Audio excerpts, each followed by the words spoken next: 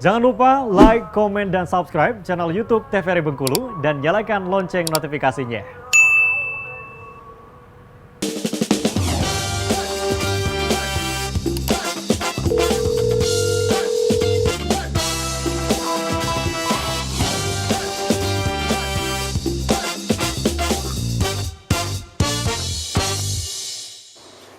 Oke, baik pemirsa, terima kasih Anda kembali menyaksikan Dokter Kito. Nah, tadi juga kita ngobrol-ngobrol di balik stage ya dokter ya, ternyata cukup menakutkan ya dokter ya. Nah, ini untuk perbedaan dari plasenta previa dan juga solsio plasenta yang paling sering dijumpai pada ibu hamil itu yang terjadi yang mana dokter? Kalau secara data, itu dikatakan solsio plasenta nomor 1. Tapi kalau yang sejauh ini saya temukan banyak yang ditangani di lapangan, maksudnya selama pertama menjadi koas kayak gitu ya, mengikuti dokter spesialis obgyn, kemudian juga selama di puskes yang biasanya kasus rujukan kayak gitu. Nah itu yang biasanya saya temui adalah plasenta previa kayak gitu. Ternyata yang biasa kadang-kadangan juga ya dokter ya? Ya kayak gitu. Boleh dilanjutkan dokter? Oke. Nah, ini bagaimana dokter mendiagnosis yang pastinya dari keluhan pasien, kemudian dari pemeriksaan fisik, kemudian dari USG, ya USG. Kemudian di USG itu tidak hanya melihat kondisi plasenta, kondisi ibu, tapi yang pastinya melihat kondisi janin di dalam itu. Yang kita harus lihat juga adalah denyut jantung janin, bagaimana gerak janin juga, kayak gitu. Oke. Ini laboratoriumnya. Pasti kalau orang dengan perdarahan kita harus mengecek golongan darah. Ibu hamil dan tidak perdarahan saja kita cek golongan darah karena semua ibu hamil berisiko mengalami perdarahan pada saat melahirkan. Ini sebelum melahirkan dia sudah mengalami perdarahan. Artinya tidak menutup kemungkinan ibu ini akan membutuhkan transfusi darah. Jadi kita harus mengecek golongan darahnya apa, resusnya apa, HB-nya berapa, kayak gitu. Kalau misalnya HB-nya kurang dari 7, itu biasanya sudah mendapatkan transfusi darah. Atas pertimbangan dokter spesialis ya. Kemudian fungsi koagulasinya jangan lupa karena itu tadi menghindari riwayat DIC supaya proses pembekuan darah itu masih berjalan dengan baik. Jadi bleeding time ya, BTCT-nya itu pasti kita cek kayak gitu. PT APTT-nya biasanya kita cek semua kayak gitu. Kemudian uji silang kesesuaian donor resipien ini berhubungan dengan ini tadi ya kalau mau ditransfusi. Oke. Maturitas paru janin biasanya ditentukan oleh dokter obgynnya. Kalau biasanya parunya belum matang, biasanya akan diberikan terapi, yaitu diberikan steroid. Karena pada saat janin harus diterminasi, diakhiri kehamilannya secara cepat atau secara prematur, otomatis kan dia belum sesempurna anak yang memang sudah sesuai usianya. Sehingga kita bantu dengan pengobatan supaya pada saat dilahirkan, paru-parunya bekerja dengan baik kayak gitu ya, agar dapat oksigenasi yang baik. Kemudian bagaimana penata laksanaan? Yang pasti dokter yang pertama akan melakukan inform consent, surat persetujuan apapun keputusannya dan apapun tindakannya akan dimintai inform consent. Kemudian siapkan infus.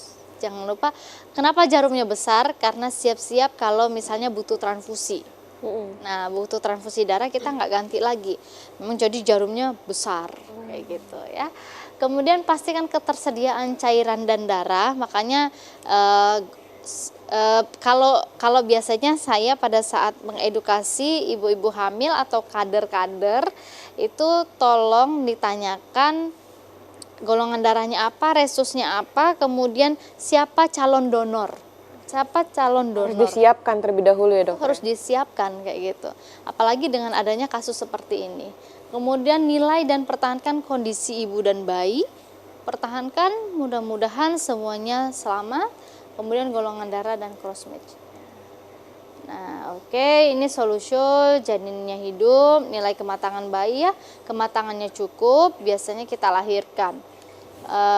Kalau janinnya mati, meninggal, biasanya kita akhiri dan hentikan di IC-nya ya, perdarahan yang terus-menerus tadi. Kalau misalnya bayinya nggak matang, itu tadi kita tambahkan dengan steroid. Ini resusitasi apabila diperlukan. Nah, jadi nilai status kesehatan dan stabilitas ibu, itulah pentingnya mengapa kontrol sekarang harus 6 kali. Kalau dulu kan 3 kali, 4 kali. TM1 1 kali, TM2 sekali, TM3 2 kali. Kalau sekarang 6 kali.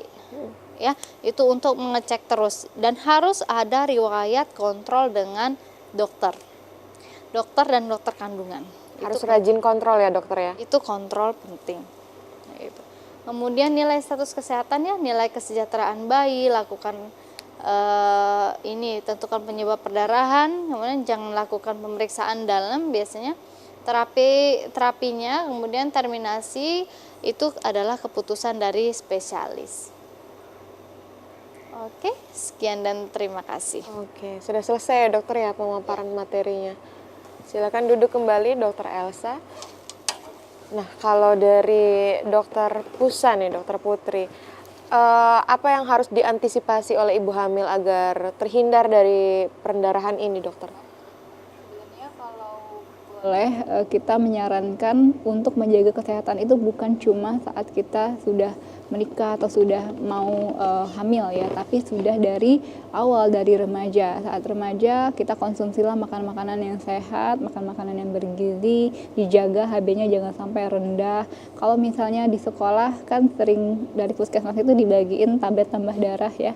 Nah, itu diminum untuk mencegah anemia karena nanti efeknya itu bukan cuma pada saat jangka waktu yang dekat, bukan pada saat remaja itu, tapi nanti berlanjut ketika hamil, ketika melahirkan. Jadi jaga kesehatan itu bukan cuma saat kita sedang hamil ya, tapi sudah jauh sebelum itu, dari remaja putri. Kalaupun kita punya keluarga atau punya adik, punya saudara perempuan, itu juga harus kita perhatikan juga kesehatan gizinya, jangan sampai nanti anemia ataupun ada penyakit-penyakit lain yang meningkatkan risiko perdarahan pada saat hamil. Kalau dari dokter Sela, perlakuan apa yang harus dilakukan pertama kali ketika sedang mengalami perdarahan pada ibu hamil, dokter? Segera datangi fasilitas kesehatan atau rumah sakit terdekat. Pesan saya itu. Jadi jangan anggap sepele, karena tadi sudah dijelaskan apa saja tanda-tandanya. Kalau sudah ada flek atau perdarahan, mau seger mau kehitaman, segera datangi rumah sakit terdekat. Dan jangan disepelekan ya dokter ya. Betul. Oke, baik, terima kasih dokter Pusan dan juga dokter Sela karena sudah memberikan edukasi yang sangat-sangat penting kepada pemirsa di rumah. Saya Helda Amelia undur diri, terima kasih dan sampai jumpa.